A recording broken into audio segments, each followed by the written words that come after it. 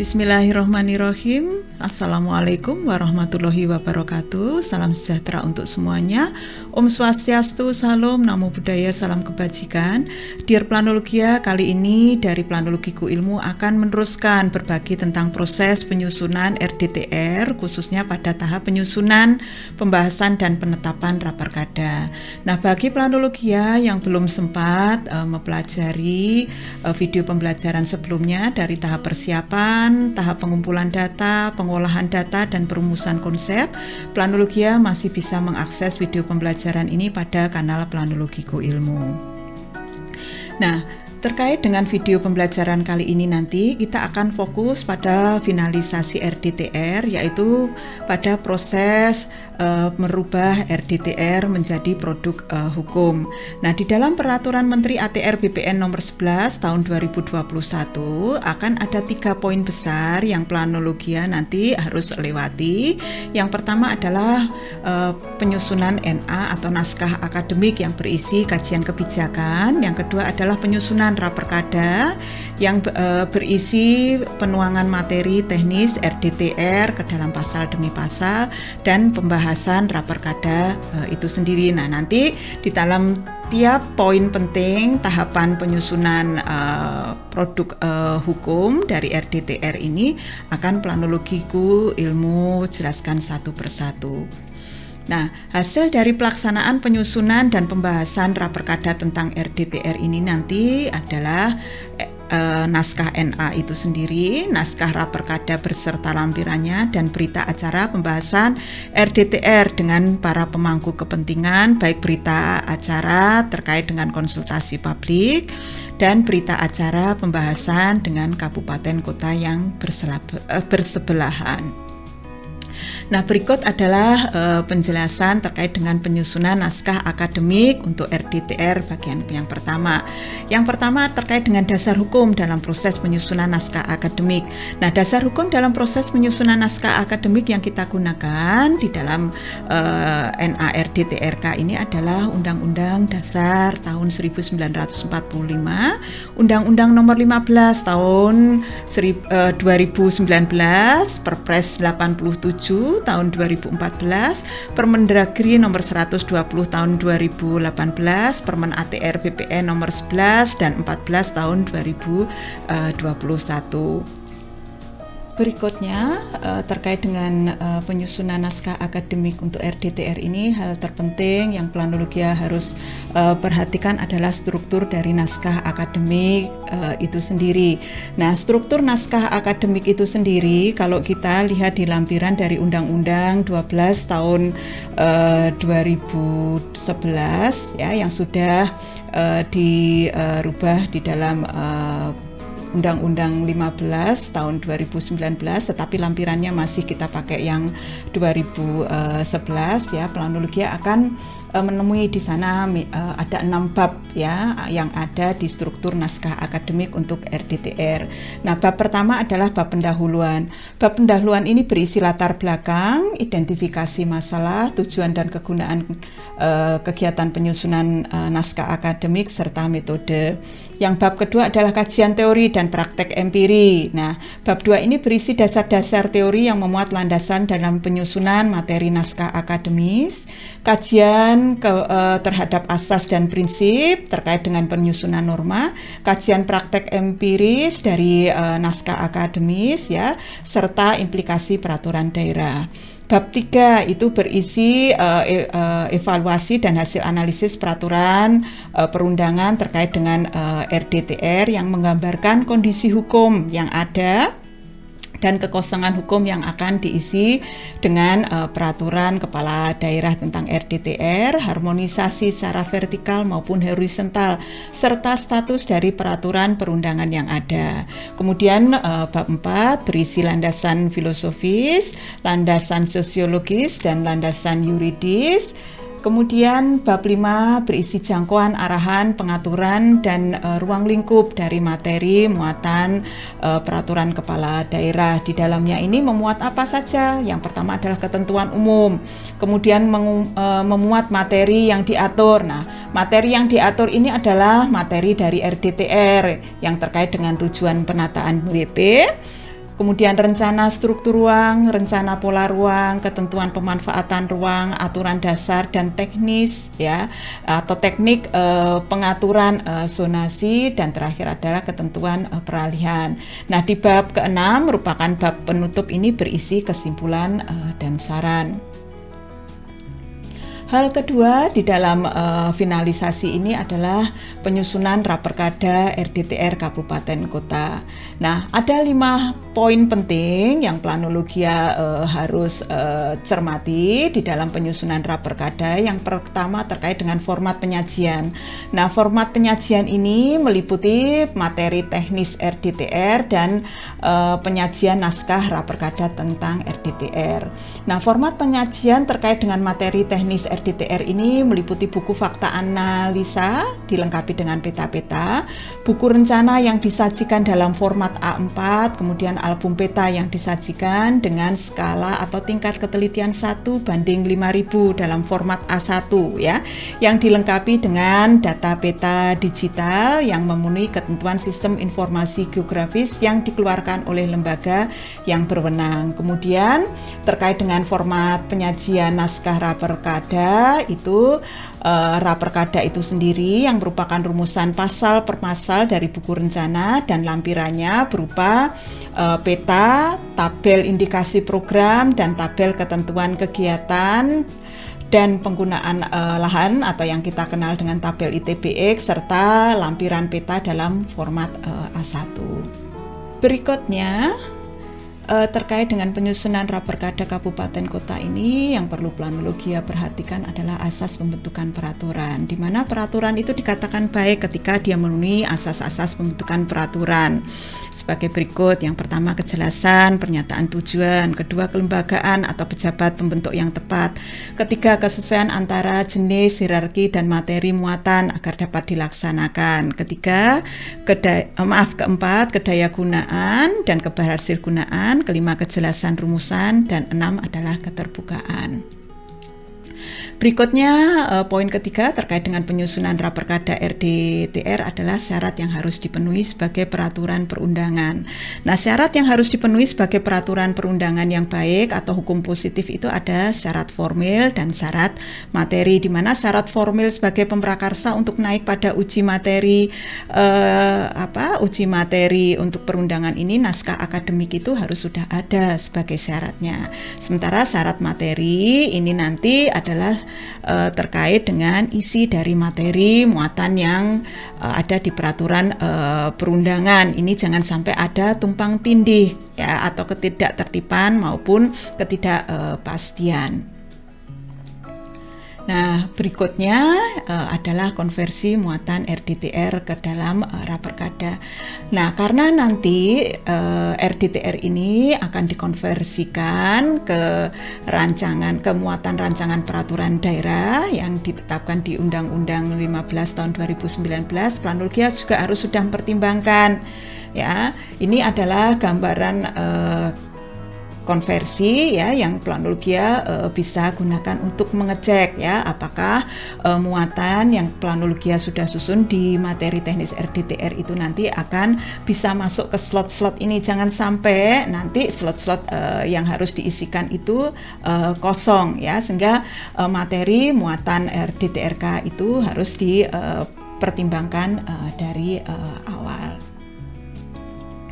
Dan terakhir nanti terkait dengan muatan ya, wajib dengan muatan tambahan. Nah, muatan wajib ini adalah muatan nanti yang harus ada di dalam struktur materi rancangan peraturan kepala daerah, dan muatan wajib ini bisa ditambahkan sesuai dengan keunikan masing-masing daerah. Di manakah muatan wajib itu bisa diselipkan? Planologia bisa lihat secara rinci pada gambar yang tertera pada video ini. Selanjutnya terkait dengan pembahasan rancangan peraturan kepala daerah RDTR. Nah, mekanisme pembahasan dan penetapan Raperkada ini didahului dengan konsultasi publik, kemudian naskah akademik, kemudian menyusun rancangan peraturan kepala daerah, di mana di dalam pembahasannya ini didahului dengan pembahasan di dalam forum penataan ruang di kabupaten kota. Nah, outputnya apa? Surat pernyataan kepala daerah. Kemudian step berikutnya dibahas di dalam forum penataan ruang provinsi dengan output rekomendasi gubernur. Ketiga adalah pembahasan di dalam koordinasi lintas sektoral atau linsek dengan output berita acara pelaksanaan pembahasan lintas sektor dan daerah. Keempat adalah proses persetujuan substansi dengan outputnya surat persetujuan substansi dari RDTR, dan kelima adalah pembahasan dengan DPRD kabupaten atau kota. Dan di sini nanti akan menghasilkan surat pimpinan DPRD kepada kepala daerah yang nanti akan ditindaklanjuti ke penetapan perkada menjadi peraturan kepala daerah.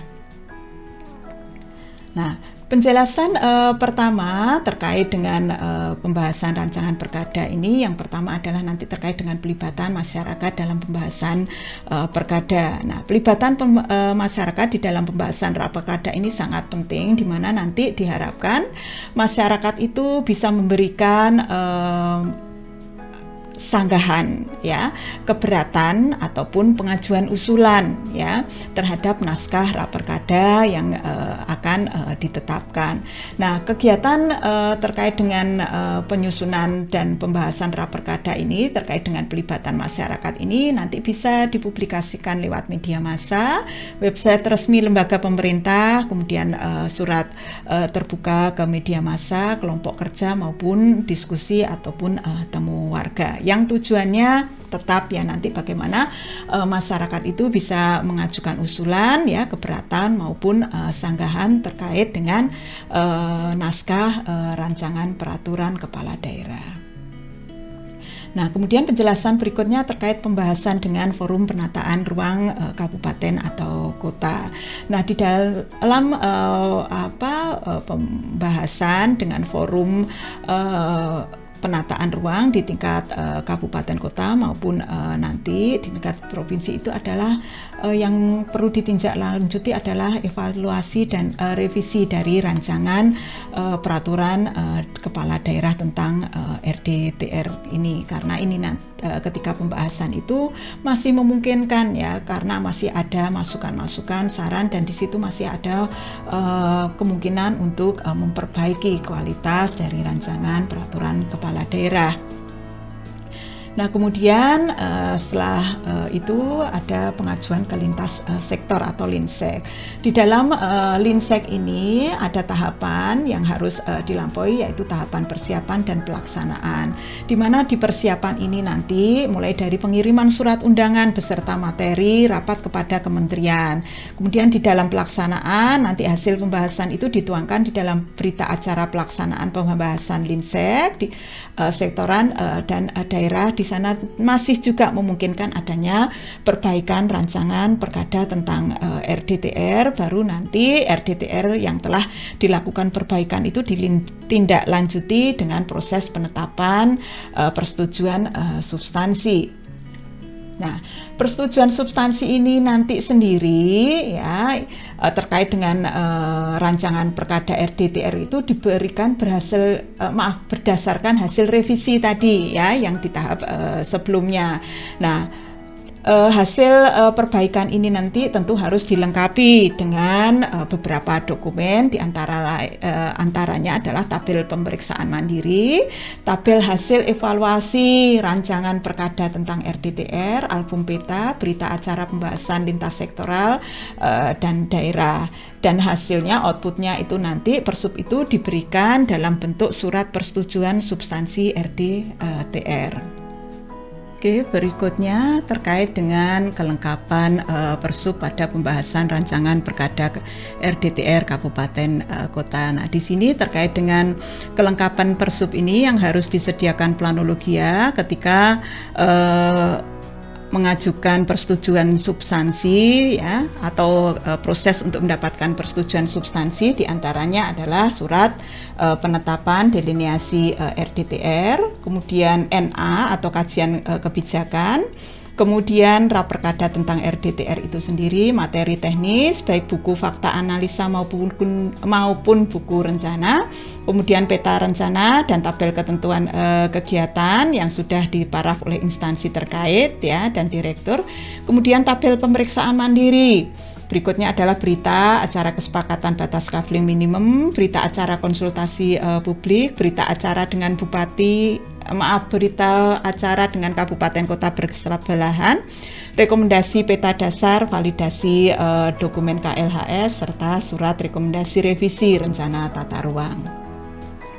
Nah, kemudian terkait dengan pembahasan Raperkada dengan DPRD ini ada hal yang perlu kita simak terkait dengan pembahasan Raperkada, ya, di mana di sini nanti ada 2 tingkat pembicaraan, di mana di tingkat pertama nanti dimulai dengan penjelasan kepala daerah. Kemudian dilanjutkan dengan pemandangan umum fraksi terhadap Raperkada dan dilanjutkan dengan tanggapan atau jawaban kepala daerah terhadap pandangan umum fraksi. Nah, dari sini ya akan dilakukan rapat pembahasan, rapat gabungan bersama eksekutif dan kemudian baru memasuki pembicaraan tingkat kedua. Ya, di sana nanti akan ada pengambilan keputusan yang di dalamnya ada laporan panitia khusus, pendapat fraksi dan permintaan persetujuan, dan nanti terakhir pendapat akhir dari kepala daerah. Nah, terakhir terkait dengan penetapan rancangan perkada tentang RDTR ya. Nah, penetapan rancangan perkada tentang RDTR ini ada beberapa poin yang planologia harus pahami, di mana rancangan perkada yang telah disetujui bersama oleh DPRD dan kepala daerah disampaikan oleh pimpinan DPRD kepada kepala daerah untuk ditetapkan menjadi peraturan kepala daerah. Nah, Bupati atau Wali Kota wajib menyampaikan rancangan perkada kabupaten kota kepada gubernur sebagai wakil pemerintah pusat paling lama itu 3 hari ya, terhitung sejak menerima rancangan perkada kabupaten kota dari pimpinan DPRD. Nah, di sini nanti gubernur sebagai wakil pemerintah pusat itu memberikan nomor registrasi rancangan perkada kabupaten atau kota paling lama 7 hari sejak rancangan perkada diterima. Kemudian rancangan perkada yang telah mendapatkan nomor registrasi ditetapkan oleh kepala daerah dengan membubuhkan tanda tangan paling lambat 30 hari ya dari sejak rancangan peraturan kepala daerah disetujui bersama oleh DPRD dan kepala daerah. Dalam hal kepala daerah nanti tidak menandatangani rancangan perkada yang telah mendapatkan nomor registrasi, rancangan perkada tersebut sah menjadi perkada dan wajib diundangkan dalam lembaran daerah ya. Berikutnya, rancangan perkada dinyatakan sah dengan kalimat pengesahan berbunyi peraturan kepala daerah ini dinyatakan sah ya. Dan terakhir, pengesahan harus dibubuhkan pada halaman terakhir perkada sebelum pengundangan naskah perkada ke dalam lembaran daerah. Nah, itu tadi adalah poin-poin penting dari penyusunan sampai ke pengesahan. Untuk pengetahuan lebih mendalam ya terkait dan informasi-informasi lain ya, silakan planologia mempelajari beberapa referensi yang planologiku ilmu juga sudah gunakan di dalam penyusunan materi video kali ini. Nah, nanti terkait dengan video proses perencanaan berikutnya, planologiku ilmu akan berbagi ya tentang proses penyusunan RT/RW ya, tetapi kali ini terkait dengan RT/RWP ya. Kenapa? Karena di sini ada hal-hal baru di dalam perencanaan tata ruang yang perlu planologia ketahui ya, sehingga nanti planologiku ilmu akan berbagi proses penyusunan RT/RWP dengan sinkronisasi matra darat dan laut pada seri proses perencanaan yang berikutnya. Nah, bagaimana nanti penjelasan materi proses perencanaan berikutnya itu nanti sama dengan halnya RDTRK ya, Planologiku Ilmu akan berbagi ya secara bertahap proses perencanaan RT/RWP ini tadi dengan sinkronisasi matra darat dan laut ya pada sesuai dengan NSPK yang berlaku ya. Terima kasih. Kurang dan salahnya Planologiku mohon maaf. Wassalamualaikum warahmatullahi wabarakatuh.